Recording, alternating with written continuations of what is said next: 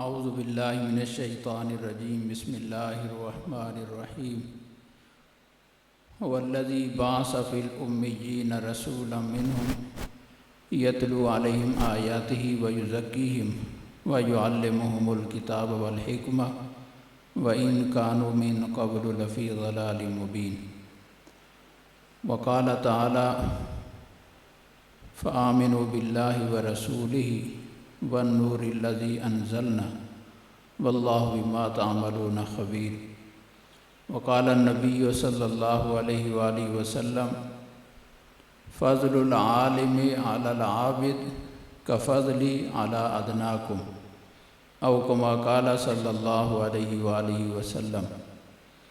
درود شریف پڑھ لیں۔ اللہم صلی علی سیدنا و مولانا محمد النبی الامی وعلی آلہ وصحبہ وبارک وسلم۔ حضرت سیدنا آدم علیہ السلام کو اللہ تعالیٰ نے جب پیدا فرمایا تو جنت میں ٹھہرایا،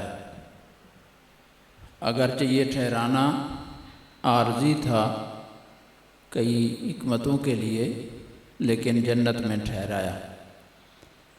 اب یہاں جنت میں ٹھہرنے سے دو بڑے فائدے ان کو حاصل ہو رہے تھے۔ ایک فائدہ یہ ہے کہ جنت کیا چیز ہے، یہ اللہ تعالیٰ نے کی دعوت ہے اور اللہ تعالیٰ کی رضا کا محل ہے۔ تو گویا جو شخص جنت میں چلا گیا وہ براہ راست اللہ تعالیٰ کا مہمان ہے، اللہ تعالیٰ کی دعوت سے کھا رہا ہے اور اللہ تعالیٰ اسے راضی، اور اللہ تعالیٰ کے ساتھ اس کا براہ راست رابطہ ہے۔ اس لیے جنتیوں کو جنت میں حق تعالیٰ کا دیدار بھی نصیب ہوگا، رضا کا اعلان بھی ہوگا۔ تو گویا حق تعالیٰ سے جو یہاں غائبانہ رابطہ ہے وہ مشاہدے میں بدل جائے گا، اور وہ رابطہ جو ایمان بالغیب کے درجے میں ہے وہ آمنے سامنے ہو جائے گا۔ تو یہ رابطہ کبھی ہو جائے گا حق تعالیٰ سے۔ ایک فائدہ جنت میں ٹھہرنے کا یہ، اور دوسرا فائدہ یہ ہے کہ جنت اصل ٹھکانہ ہے انسانوں کا، اصل گھر یہی ہے جنت۔ تو اس لیے آدم علیہ السلام کو جنت میں ٹھہرایا کہ یہ دو فائدے ان کو مل جائیں، آنکھوں سے نظر آ جائیں، اور یہ دو مقاصد وہ بالمشافہ کچھ عرصے تک پا لیں، حق تعالیٰ کے ساتھ رابطہ بھی اور اپنے اصلی گھر کو پانا بھی، اور اس کے اندر رہنے کی لذت اور عیش وہ بھی دیکھ لیں۔ لیکن تکوینی طور پر طے چونکہ زمین میں بھیجنا تھا اصل، تو اس کے لیے پھر اس مراحل سے گزارا گیا۔ ایک درخت کی پابندی لگی، وہ کھایا گیا، اور پھر وہاں سے اتارا۔ تو جب اتارا تو پھر ایک بات حق تعالیٰ نے فرما کر اتارا۔ وہ بات کیا فرمائی؟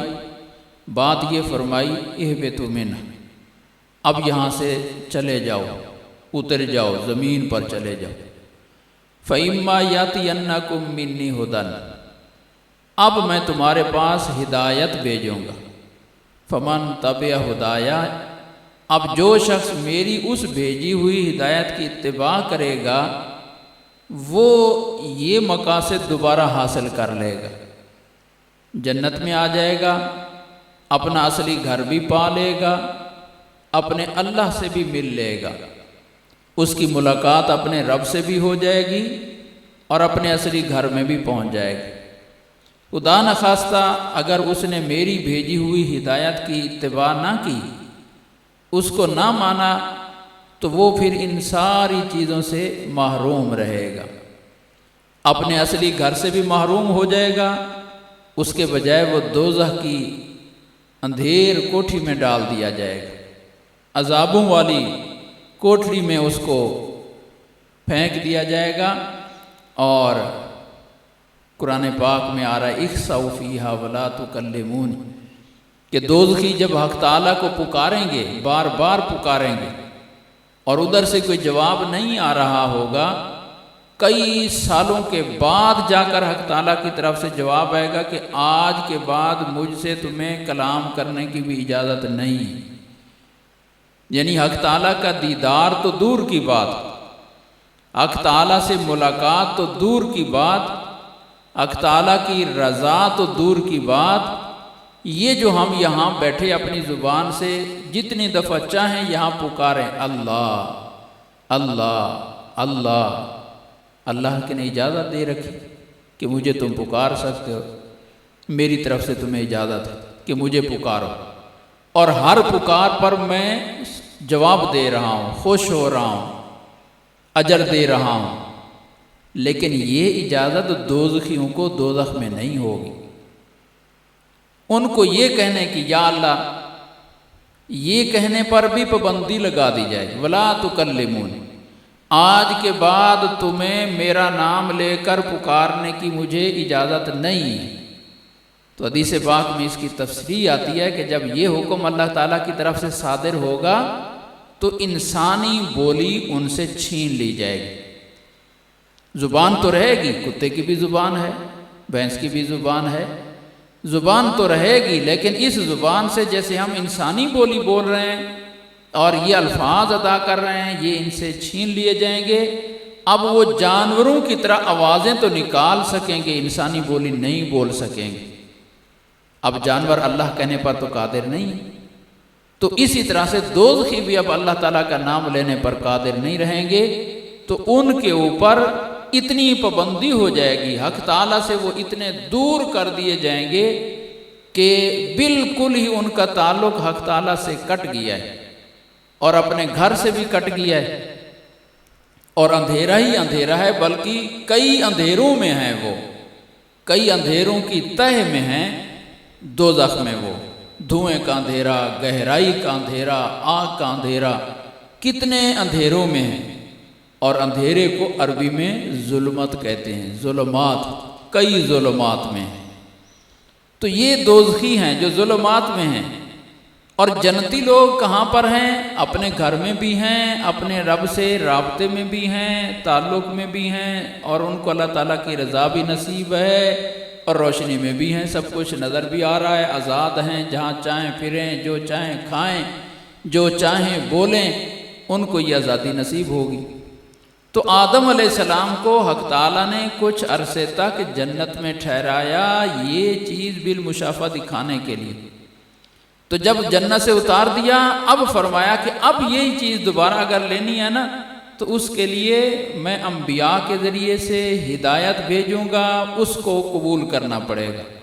جو شخص اس ہدایت کو مانے گا وہ دوبارہ یہ نعمتیں حاصل کر سکے گا، ورنہ اس کے لیے دوزخ، وہ ان ساری چیزوں سے محروم ہو جائے گا، محروم ہو جائے گا۔ اب سمجھیں وحی کی حقیقت، نبوت کی ضرورت، کہ انسانیت کو نبوت کی ضرورت کیوں ہے؟ انسانیت کو آسمانی ہدایت اور وحی کی ضرورت کیا ہے؟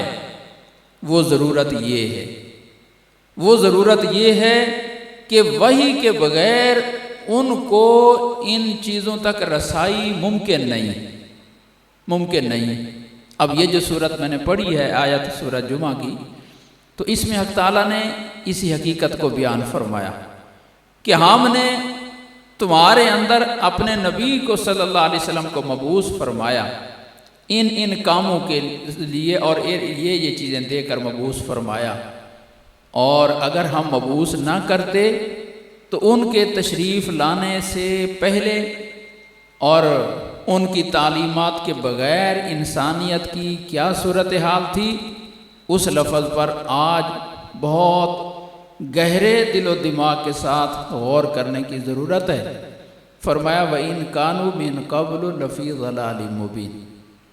اس نبی صلی اللہ علیہ وسلم کے دنیا میں تشریف لانے سے پہلے، چونکہ باقی انبیاء کے بھی اصل مذاہب ختم ہو چکے تھے، اب وہی محفوظ کسی نبی کی باقی نہیں رہی تھی، روئے زمین وحی کے علم سے خالی ہو چکی تھی، تو کیا صورتحال تھی؟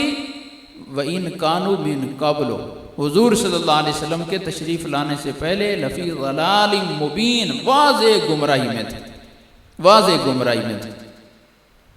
اب اس پر غور کریں، حضور صلی اللہ علیہ وسلم کی نبوت ساری دنیا کے لیے اور سارے عالم کے لیے، پوری روئے زمین کے لیے، تو پوری روئے زمین پر جس وقت حضور صلی اللہ علیہ وسلم تشریف لائے، اللہ تعالیٰ گواہی دے رہے ہیں کہ ساری انسانیت گمراہی میں تھی، ساری انسانیت گمراہی میں تھی۔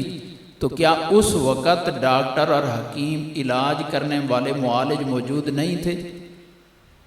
جب حضور صلی اللہ علیہ وسلم دنیا میں تشریف لائے، جو بھی اس وقت صحت کا شعبہ تھا، تو صحت کے لیے بڑے بڑے ماہرین موجود ہوں گے، چاہے ان کو حکیم کہہ لیں، ڈاکٹر کہہ لیں، جو بھی کہہ لیں، لیکن معالج موجود تھے،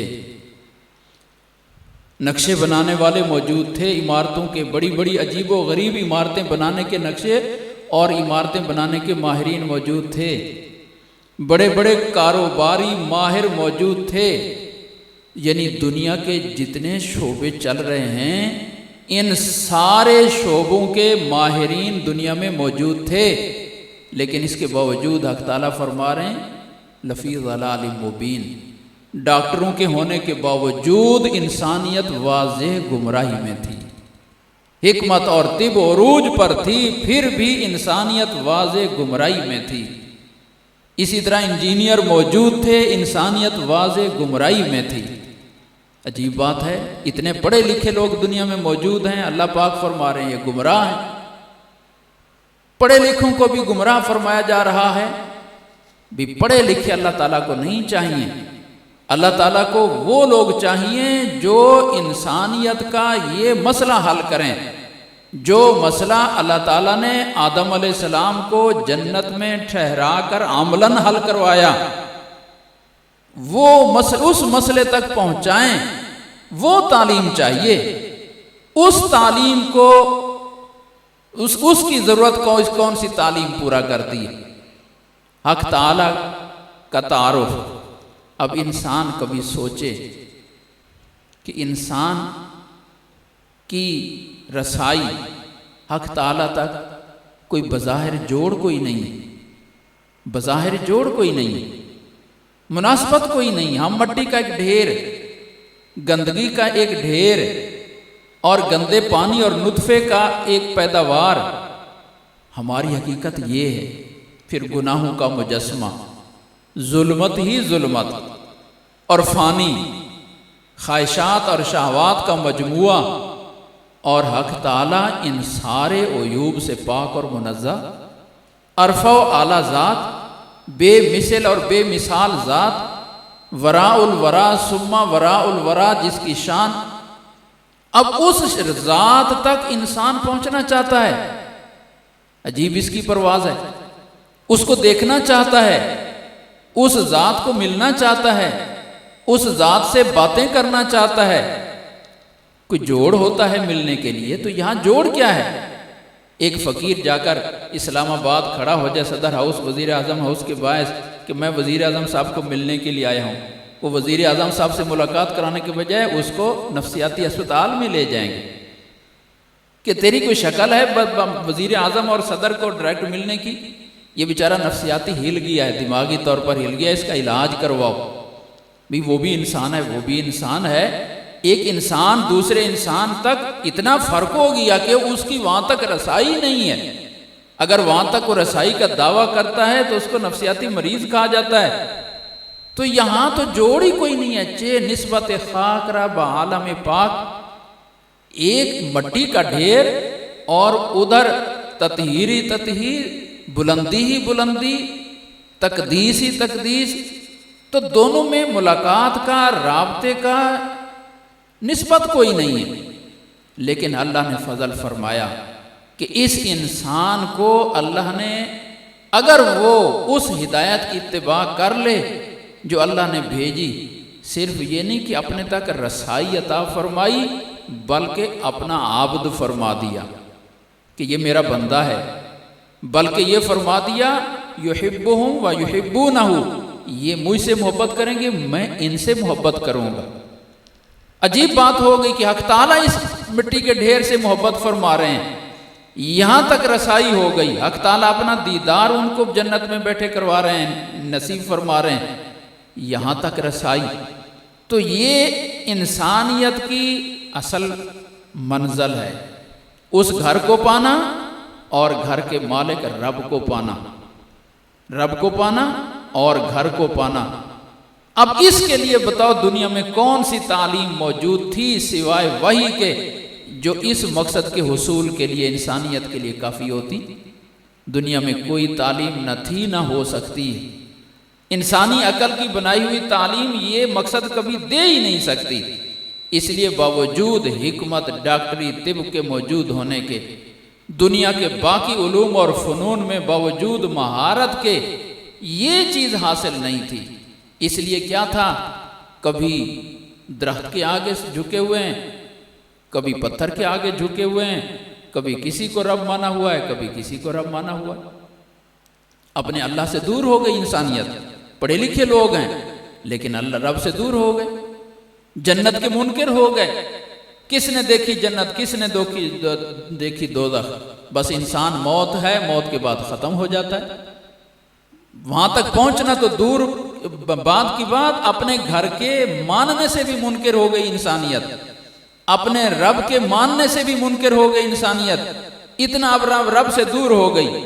آج کے دور میں پڑھے لکھے لوگوں میں چیز موجود نہیں ہے، جو جتنے بڑے بڑے سائنسدان ہیں وہ ایمان سے محروم ہیں۔ ایمان سے محروم آدمی اپنے رب سے محروم ہے، وہ جنت سے دور ہے، ناواقف ہے، اس کو نہیں پتہ جنت اور دوزخ کا۔ دنیا کے بظاہر ساری ڈگریاں رکھنے والا انسان وَإِن كَانُوا مِن قَبْلُ لَفِي ضَلَالٍ مُبِينٍ کا مصداق ہے کہ آج بھی وہ واضح گمراہی میں ہے جو نور وحی سے محروم ہے۔ تو انسانیت کی بنیادی ضرورت تھی کہ ایسی تعلیم دی جائے، انسانیت کو ایسا علم دیا جائے جو انسانیت کے لیے اس چیز کے اندر رہنمائی کرے کہ تمہارا رب کون ہے، تم نے وہاں اس کو کیسے پانا ہے، کیسے راضی کرنا ہے، اور تمہاری اصل منزل کیا ہے، اصل ٹھکانہ کیا ہے۔ آخر زندگی گزار کر تم ایک دن مرنا ہے تو مر کر کہاں جاؤ گے؟ تم نے کہیں پہنچنا تو ہے ہی، کیا ٹھکانہ ہے تمہارا اس پہنچنے کے لیے؟ یہ رہنمائی کیسے حاصل ہوگی؟ اس کے لیے ایک رہنمائی کی ضرورت ہے۔ تبھی اللہ تعالیٰ نے دوسری جو میں نے آیت پڑھی سورۃ تغابن کی، تو کیا فرمایا؟ فآمنوا باللہ ورسولہ والنور الذی انزلنا، اللہ پر ایمان لاؤ اور اللہ کے نبی صلی اللہ علیہ وسلم پر ایمان لاؤ اور اس نور پر ایمان لاؤ جو نور میں نے اتارا ہے۔ اب یہاں جو اللہ تعالیٰ نے وحی اتاری اس کے لیے نور فرمایا۔ نور کا کام کیا ہوتا ہے؟ خود روشن ہو اور پھر دوسرے کو آگے راستہ دکھائے۔ یہ بلف ہیں، چمک رہے ہیں، خود بھی چمک رہے ہیں اور ان کی وجہ سے ہمیں سب چیزیں نظر آ رہی ہیں، تو خود بھی ان کے اندر روشنی ہے اور ہمیں بھی ان کے ذریعے سے سب چیزیں نظر آ رہی ہیں۔ یہ نور کی مثال ہے۔ تو وہی آسمان سے اترنے والی وہی وہ خود روشن ہے اور ساتھ ساتھ اس نے ہمیں راستہ دکھایا۔ وَإِن كَانُوا مِن قَبْلُ لَفِي ضَلَالٍ مُبِينٍ، ضلال کا ہم ترجمہ کیا کرتے ہیں اردو میں؟ گمراہ۔ گمراہ یہ فارسی کا لفظ ہے، گمراہ، راہ راستے کو کہتے ہیں کہ آدمی چل رہا ہے لیکن اندھیرا ایسا ہو گیا کہ اس اندھیرے کی وجہ سے اب اس کو راستہ نہیں نظر آ رہا۔ جیسے سردیوں میں دھند پڑ رہی ہو اور کبھی آدھی رات کو سفر کرنے کا موقع ملے اور اتفاق سے پہلے تو لائٹیں کام ہی نہیں کرتی گاڑی کی، اگر بالفرض لائٹ بھی گاڑی کی خراب ہو جائے، ادھر سخت دھند ہو تو بتاؤ سفر طے ہو جائے گا رات کو؟ سڑک ہی کیسے نظر آئے گی؟ تو پیدل ہی نہیں نظر آئے گی سڑک اس اندھیرے میں۔ یہ ہے گمراہ کہ ایک آدمی سفر کر رہا ہے، وہ چاہتے نہ چاہتے زندگی اس کی گزر رہی ہے، لیکن زندگی تو گزر رہی ہے، جانا کہاں ہے آگے اس کو کوئی نہیں نظر آ رہا۔ وہ گمراہ ہے، اس کو پتہ ہی نہیں ہے کہ میں نے کہاں جانا ہے۔ کافر کی بھی زندگی گزر رہی ہے، وہ بھی سفر طے ہو رہا ہے۔ مومن کی بھی زندگی گزر رہی ہے، سفر اس کا بھی طے ہو رہا ہے۔ موت اس کو بھی آنی ہے، موت اس کو بھی آنی ہے، لیکن مومن چل رہا ہے راستہ دیکھ دیکھ کر، اور کافر چل رہا ہے راستے کے بغیر ہی، کبھی ادھر جاتا ہے کبھی ادھر جاتا ہے، اس لیے کافروں کا ہر ہفتے فیشن بدلا ہوا ہوتا ہے، کپڑوں کا بھی، بالوں کا بھی، بولیاں بدلی ہوتی ہیں، ان کی تعلیمیں بدلی ہوتی ہیں، ان کی تعلیم کا نصاب بدلا ہوتا ہے، ان کی ہر چیز ہی ہر سال بعد بدلی ہوتی ہے، لیکن مومن کا کچھ بھی نہیں بدلتا، وہی فیشن ہے، وہی تعلیم ہے، 1400 سال سے جو نصاب چلا ہے وہی ہمارا نصاب چلا رہا ہے، اس لیے ہمیں ہر سال نیا نصاب چھاپنے کی ضرورت نہیں، ہمارا کچھ بھی نہیں بدلتا، اس لیے کہ نور ہے، اور وہ بیچارے اندھیرے میں ہیں، تجربے کر رہے ہیں، چلو یہ نصاب تعلیم کافی نہیں ہوا تو تھوڑا سا اس کو تبدیل کر کے اگلے سال نصاب تعلیم میں اور تبدیلی کر دیں، اگلے سال اور تبدیلی کر دیں، اگلے سال اور تبدیلی کر دیں، پتہ نہیں کتنی تبدیلیاں اب تک ہو چکی ہیں اور کتنی تبدیلیاں قیامت تک ہوں گی، لیکن ایک بھی تبدیلی ایسی نہیں ہوگی جو ان کو جنت تک پہنچا دے، جو ان کو حق تعالی تک پہنچا دے۔ وہ ساری دنیا کی عقلوں کو اکٹھا کر لیں، اس مقصد کے لیے کبھی عقل کافی نہیں۔ یہ ہے حق تعالیٰ کا احسان، اور یہ ہے وحی کی ضرورت کہ اللہ نے ہمیں نور عطا فرمایا ہے، وحی کے ذریعے سے نور عطا فرمایا۔ اب اس سے اس وقت روئے زمین پر بے شمار مذاہب موجود، لیکن اگر آسمانی وحی اس وقت کسی کے پاس موجود ہے تو وہ اس وقت صرف اور صرف ایک ہی قوم ہے، وہ ہے مسلمان، کہ جن کے پاس اس وقت آسمانی وحی موجود ہے اور وہی نور ہے۔ تو اس وقت مسلمان کے علاوہ کوئی بھی مذہب کا کہلانے والا وہ نور سے محروم ہے، وہ راستہ سے محروم ہے، وہ صحیح منزل کو پانے سے محروم ہے، وہ رب تک پہنچنے سے محروم ہے۔ پورے کی پوری انسانیت اس وقت اندھیرے میں ہے، اگر روشنی موجود ہے تو وہ صرف مسلمان کے پاس موجود ہے۔ اور پھر مسلمانوں میں سے کون سا طبقہ؟ آپ حضرات، یہ اس وحی کا امین ہے، اور یہ اس وحی کا گریڈ اسٹیشن ہے، جہاں آ کر بجلی جمع ہوتی ہے نا، پھر وہاں سے تقسیم ہوتی ہے۔ تو ساری شہر کی بجلی کا جو اصل مرکز ہے وہ گریڈ اسٹیشن ہے، تو آپ اس کا یہ مرکز ہیں نور کا، اس لیے پوری عالم کفر کی نظر آپ کے اوپر ہے، کیونکہ جب دشمن حملہ کرتا نا کسی شہر پر تو پہلے اس کی وہ جو بجلی کا مرکز ہے وہاں پر معاذ اللہ بمباری کر کے شہر کو اندھیرے میں اور کاٹتے ہیں اس کا رابطہ۔ تو مسلمان کو اندھیرے میں دھکیلنے کے لیے وہ ان چیزوں سے غافل نہیں ہے، ان کو پتہ ہے کہ مسلمان کا اصل نور کہاں سے آ رہا ہے، وہ اس نور سے غافل نہیں ہے، معلوم ہے اس کو کہ اصل مرکز یہ مدرسہ ہے اور یہ دین پڑھنے پڑھانے والے ہیں۔ پوری دنیا میں روئے زمین میں اگر نور پھیل پھیل کر جا رہا ہے تو یہاں سے جا رہا ہے۔ ہمارا جامعہ اسلامیہ امدادیہ میں خامسہ سادسہ یا سادسہ مشکات والا سال تھا، اس وقت روس کی جنگ ہو رہی تھی یہاں افغانستان میں، پاکستان پر حملہ آور ہونا چاہتا تھا، تو اللہ پاک نے اس کو وہیں ختم فرما دیا، دفن فرما دیا، اور پاکستان کو بھی اللہ نے بچا لیا، اور بھی کتنے اسلامی ملک جو اس کے زیر اثر دبے ہوئے تھے اللہ نے ان کو بھی آزادی عطا فرما دی۔ تو روس جنگ ہو رہی تھی لیکن اختتام کے قریب تھی، شکست کے قریب تھی، اور روس اور امریکہ یہ دونوں بڑی سپر طاقتیں تھیں۔ اب ایک طاقت ختم ہو رہی تھی روس کی، اب دوسری طاقت باقی تھی امریکہ کی، اور وہ مزید اکیلا ہو گیا، میدان میں تناؤ ہو گیا، اس کو بولیے میدان خالی ہو گیا۔ تو جامعہ اسلامیہ امدادیہ میں اس وقت مولانا زاہد الراشدی صاحب دامت برکاتہم العالیہ تشریف لائے، کوئی تقریب تھی یا طلباء میں بیان تھا، تو حضرت کا بیان بڑا مختصر ہوتا ہے چند منٹوں کا، لیکن ہوتا بہت جامع ہے۔ تو انہوں نے بیان فرمایا، اس بیان میں انہوں نے ایک بات کہی، آج سے تقریباً 35 کم از کم سال اس کو ہو گئے ہیں جو بات میں نے سنی، اس وقت سنی، پھر اس سے کوئی 14-15 سال بعد پھر ساہیوال میں علوم شریعہ مدرسہ ہے، اس کے جلسے میں پھر دوبارہ وہی بات ان سے سنی، 2 دفعہ ان سے سنی۔ تو وہ فرمانے لگے کہ میں ان کو اخبار کا حوالہ دیا، کیونکہ باہر کی دنیا کا ان کا اور اس موضوعات پر ان کا مطالعہ کافی ہے، تو کہنے لگے کہ یہ جب روس کو شکست ہو گئی، انگریز کا فتح یاب ہو گیا ان سے، تو اب انہوں نے غور کیا کہ ہمارا جو اس وقت مقابل تھا، دشمن روس تھا، وہ تو ہم نے اس کو ختم کر دیا، وہ تو ختم ہو گیا۔ اب اس کے بعد اب ہمارا روئے زمین پر دشمن کون ہے؟ یہ ان کے جو بڑے بڑے غور کرنے والے، فکر کرنے والے ہیں، وہ بیٹھے اور اس پر انہوں نے سوچ و بچار کی کہ اس وقت روس کے ختم ہونے کے بعد اب دنیا میں جنگ اور ہمارا حریف، ہمارا مقابل کون ہے؟ تو انہوں نے پھر نتیجہ یہ نکالا کہ اس وقت روس کے ختم ہونے کے بعد ہمارا مقابلہ اب مسلمان قوم سے، اور مسلمان قوم میں سے بھی کرتے کرتے پھر خلاصہ یہ نکالا کہ مسلمانوں کے جو دینی مدارس ہیں، اس وقت ہمارا مقابلہ اصل ان سے ہے۔ اس وقت اگر ہماری ٹکر ہے تو ان کے ساتھ۔ اب یہ بیچارے دینی مدارس والے، ان کی صورتحال کیا ہے؟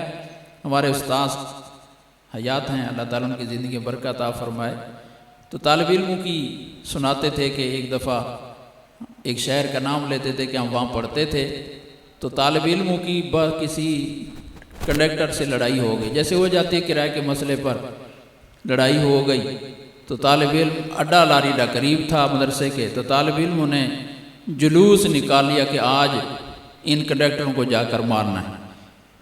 بڑا مدرسہ تھا، کافی سارے طالب علم تھے، تو کہتے ہم جلوس لے کر چل پڑے اڈے کی طرف، تو آگے پولیس کو اطلاع ہو گئی، تو 2-4 پولیس والے آ گئے اور انہوں نے آ کر زور سے زمین پر 2-4 ڈنڈے مارے، تو طالب علم بھاگ کے سارے مدرسے میں آ کر بلیک لگائی۔ یعنی جو ہمارے جذبات تھے نا، وہ صرف ان کے 2-4 زمین پر ڈنڈے مارنے سے سارے ختم ہو گئے۔ اب طالب علم بیچارے کی تو پوزیشن یہ ہے کہ جو خالی ہاتھ ہے وہ کیا کر سکتا ہے، لیکن اس کا روب یہ ہے اور اس کی حیثیت یہ ہے جس کو وہ خود نہیں سمجھ رہا کہ میرے پاس اس وقت کتنی بڑی طاقت ہے میرے سینے میں، کتنا بڑا نور ہے میرے سینے میں، کتنا بڑا علم ہے میرے سینے میں۔ اپنے اس سینے والے علم کی یہ قدر جان نہیں رہا، لیکن امریکہ کا صدر اس کی قدر کو سمجھ رہا کہ اگر کبھی بھی ہمارے لیے خطرہ بن سکتا ہے تو یہ ملا بنے گا، اس لیے کہ اس کے پاس نور ہے۔ اگر وہ نور کھل گیا روئے زمین پر تو انسانیت اس کی ہدایت کے لیے آ جائے گی، اور جب جس کے سامنے نور کھل جاتا ہے نا، پھر وہ نہ لالچ سے اور نہ خوف سے، پھر اس لیے کہ اس کو سب کچھ نظر آ گیا۔ وہ فرعون کے جادوگروں کو نہیں دیکھتے کہ فرعون نے موسیٰ علیہ السلام کے ساتھ مقابلہ کروایا جادوگروں کا، اور سارے ملک سے جادوگر منگوائے، اور جب جادوگر آئے تو آنے سے پہلے صورتحال کیا ہے؟ فرعون سے فرمائش کریں آئنا لنا لآجرن ان کنا نحن الغالبین، اگر ہم غالب آ گئے تو کچھ انعام ملے گا۔ لالچ کی صورتحال دیکھیں کہ مقابلے میں اترنے سے پہلے انعام کا مطالبہ کیا جا رہا ہے کہ ہمیں انعام کیا ملے گا اگر جیت گئے تو فرعون نے کہا انعام کی بات کرتے ہو تم مقربین میں شمار ہو جاؤ گے، تمہیں بڑے بڑے عہدے ملیں گے۔ لیکن جب وہ نور کھلا اور دل میں داخل ہوا، اب لالچ والچ گئے، انعام کے لالچ ختم، اب تو زندگی کی بھی پرواہ نہیں رہی۔ اب فرعون کیا کہتا ہے؟ لَأُصَلِّبَنَّكُمْ فِي جُذُوعِ النَّخْلِ، کھجور کے تنوں پر باندھ کر سولیاں لٹکاؤں گا اور دائیں اور بائیں ہاتھ اور پاؤں کاٹوں گا، ایسی سزا دوں گا کہ فیصلہ کرنا تمہارے لیے مشکل ہو جائے گا کہ دوزخ کا عذاب سخت ہے، جس عذاب سے ڈرنے کے لیے تو مسلمان ہوئے، یا میرا عذاب سخت ہے۔ تو کیا کہتے ہیں؟ جو کچھ کرنا ہے کر لے، اب ہمارے دل میں ایمان آ چکا ہے، اب ہم تیرے ان عذابوں سے ڈرنے والے۔ جو تھوڑے سے پیسوں کی لالچ میں ہو، لالچی آدمی کبھی بہادر نہیں ہوا کرتا، لالچی ہمیشہ بزدل ہوتا ہے، لیکن یہاں پہلے دنیا کے طالب تھے، اللہ تعالیٰ سے دور تھے، جنت سے دور تھے، اب وہ نظر آئی تو کیسی بہادری ہو گئی، جان دینے کے لیے تیار ہو گئے۔ یہ ہے نور کا اثر، اس نور کا اثر۔ تو اللہ پاک نے یہ جو قرآن پاک کی وہی کی اس وقت دولت الحمدللہ ثم الحمدللہ جس کا ہمیں امین اور وارث بنایا، جو ہمارے سینے میں اللہ پاک نے دولت عطا فرمائی، اس دولت کو اگر خدا نہ خواستہ اس وقت ہٹا لیا جائے روئے زمین سے تو پھر کیا ہوگا؟ لفی ضلال مبین، پوری انسانیت واضح گمراہی میں چلی جائے گی، پوری انسانیت واضح گمراہی میں چلی جائے گی، جیسے حضور صلی اللہ علیہ وسلم کے تشریف لانے سے پہلے واضح گمراہی میں تھی۔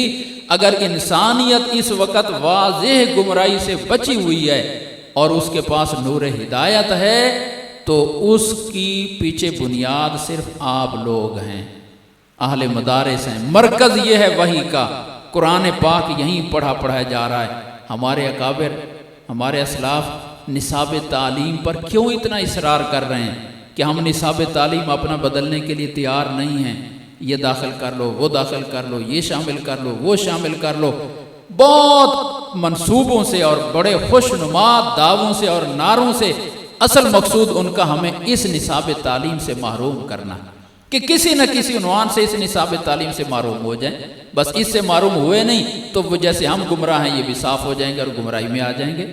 اللہ پاک نے ہمیں نور ہدایت دیا ہوا ہے، لیکن آج کے طالب علم کو اور آج کے مسلمان کو اپنے گھر کی دولت کی قدر نہیں محسوس ہو رہی کہ اللہ پاک نے ہمیں کتنا بڑا خزانہ عطا فرمایا۔ اب اس دولت کی قدر کو سمجھانے کے لیے جو میں نے حدیث پاک پڑھی اس پر غور کریں۔ کیا فرمایا حضور صلی اللہ علیہ وسلم نے؟ کیا ارشاد فرمایا؟ فضل العالم علی العابد کفضلی علی ادناکم، کہ جو عالم ہے اور قرآن پاک حدیث پاک کے علوم کو پڑھ رہا ہے پھر آگے پڑھائے گا، فرمایا اس کی فضیلت لوگوں پر اس طرح ہے جیسے میری فضیلت ہے تم میں سے ادنا آدمی پر۔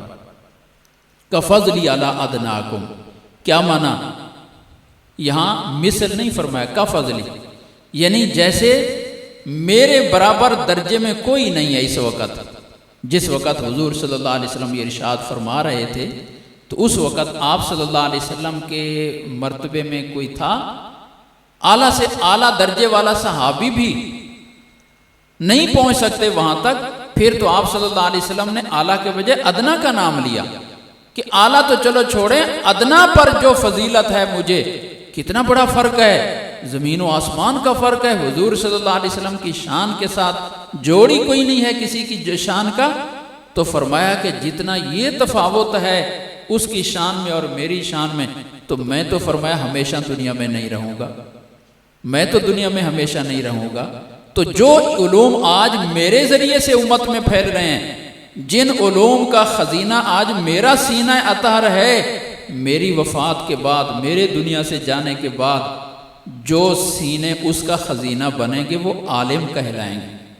اس علم کا جس علم کا حامل آج میں ہوں، حضور صلی اللہ علیہ وسلم فرما رہے ہیں جس علم کا ناشر اور محافظ میں ہوں، میرے بعد یہ علوم جن جن سینوں میں منتقل ہوتا جائیں گے وہ عالم کہلائیں گے۔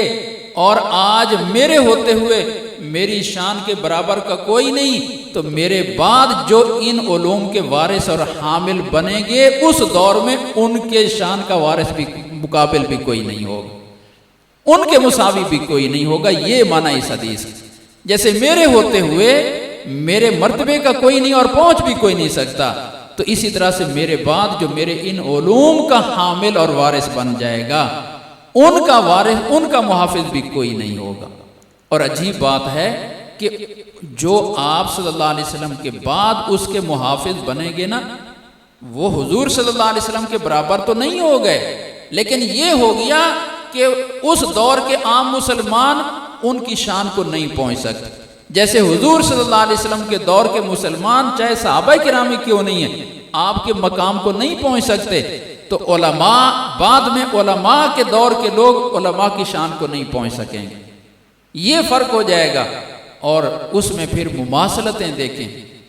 نبی حضور صلی اللہ علیہ وسلم کسبی نہیں، وہبی طور پر اللہ نے ان کو نبوت عطا چنا ہے نبی کے لیے۔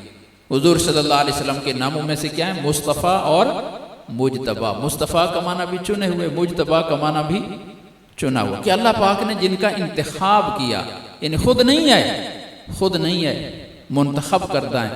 آج ہمارے ہاں مدارس میں جو آ رہے ہیں وہ بھی الحمدللہ منتخب کردہ ہیں، چنے ہوئے آ رہے ہیں۔ کوئی کسی گھر سے اللہ نے ہیرا چنا، کوئی کسی گھر سے چنا اور اتنے ہیرے جمع کر کے یہاں بٹھا دیے، یہ سارے چنے ہوئے آ رہے ہیں، جیسے حضور صلی اللہ علیہ وسلم چنے ہوئے تھے اور اپنی محنت سے نہیں ہے۔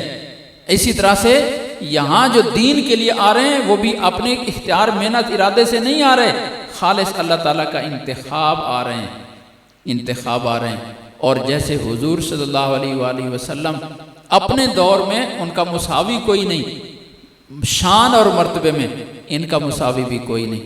دوسری حدیث میں کیا فرمایا؟ العلماء ورثۃ الانبیاء، علماء انبیاء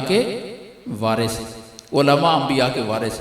ہمارے ایک پیر بھائی ہیں اور بڑے وکیل ہیں، ملک اب تو ریٹائر ہو گئے ہیں، سپریم کورٹ وغیرہ کے وکیل رہے ہیں۔ تو ایک دفعہ بیٹھے ہوئے کبھی بحث ہو جاتی ہے اس موضوع پر، تو کہنے لگے کہ مولانا فضل الرحمان صاحب اور علماء کو اپنی سیاست میں نظر ثانی کرنی چاہیے کہ لوگ ان کو ووٹ کیوں نہیں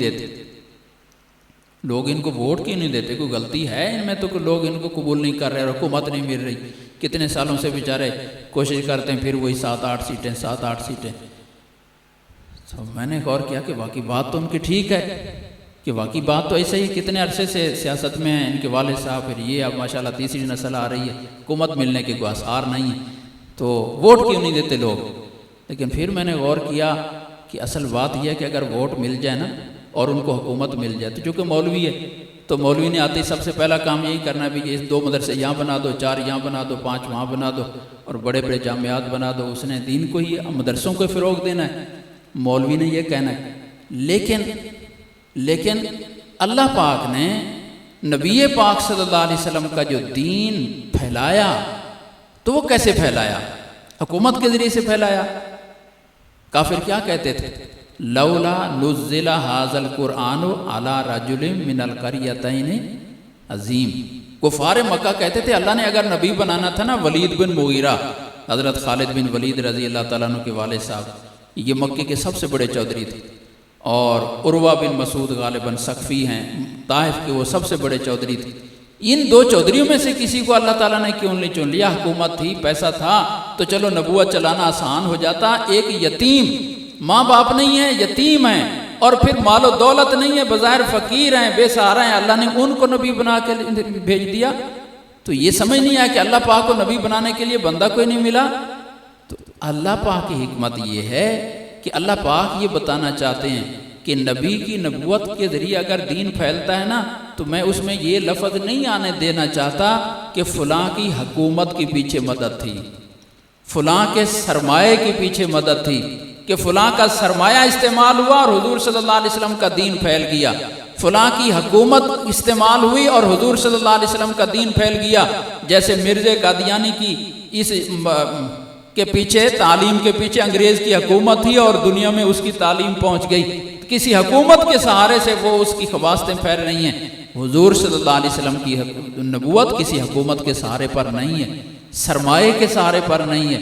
تو جیسے وہ بظاہر سہاروں سے خالی ہے اور ہر کچے اور پکے گھر میں داخل ہو کر رہی، تو آج کے مولوی کو اللہ نے ایسے ہی بظاہر بے سہارا کر دیا کہ وہ خود مانتے ہیں کہ حکومت مولویوں کا نہیں ہے۔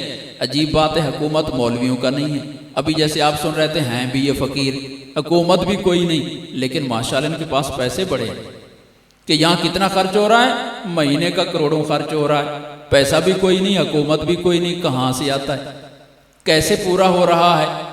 جیسے خالص غیبی تائید سے حضور صلی اللہ علیہ وسلم کے دور مبارک میں اللہ نے دین کو پھیلایا، تو کیا آج دنیا کو نہیں نظر آ رہا کہ اسی طرح سے وہی خالص غیبی تائید آج بھی اللہ پاک کی اتر رہی ہے دین کو پھیلانے کے لیے؟ ورنہ ظاہری سہارے کوئی نہیں ہے، خود چلانے والوں کو نہیں سمجھ آ رہی ہوتی۔ ہمارے حضرت بڑے قرص دام برکاتہم یہاں کئی دفعہ سازہ کو سنا، شروع میں تشریف لاتے تھے روز ہی اور پیدا لانا، تو فرماتے میں ادھر سے گزرتا ہوں، یہ سامنے گلی میں ایک چودھری صاحب ہوتے تھے، فوت ہو گئے، چودھری بشیر صاحب غالباً، ان کا فرماتے تھے کہ انہوں نے کئی دفعہ مجھ سے پوچھا، قاری صاحب جی تو آپ کو رات کو نیند آ جاتی ہے؟ اتنے آپ کے مہمان بیٹھے ہوئے ہیں روزانہ، اتنے بچے یہاں، آپ کو رات کو نیند آ جاتی ہے؟ تو حضرت فرماتے بہت گہری نیند آتی ہے، بہت گہری نیند آتی ہے۔ تو اتنی ان کے فکر رہے کہ آپ بیٹھے ہوئے، ان کا کھانا، ان کی رہائش، فرماتے ہیں یہ میرے نہیں ہے، یہ اللہ نے بھیجے ہیں، اللہ نے خود انتظام کرنا، اللہ نے انتظام کرنا۔ یہ وہی سلسلہ چلا آ رہا ہے، وہی سلسلہ چلا آ رہا ہے اللہ پاک کی غیبی مدد سے۔ یہ کہ اللہ پاک نے وہ نور اتارا، اتارنے والے بھی وہی اور اس کی حفاظت کرنے والے بھی وہی۔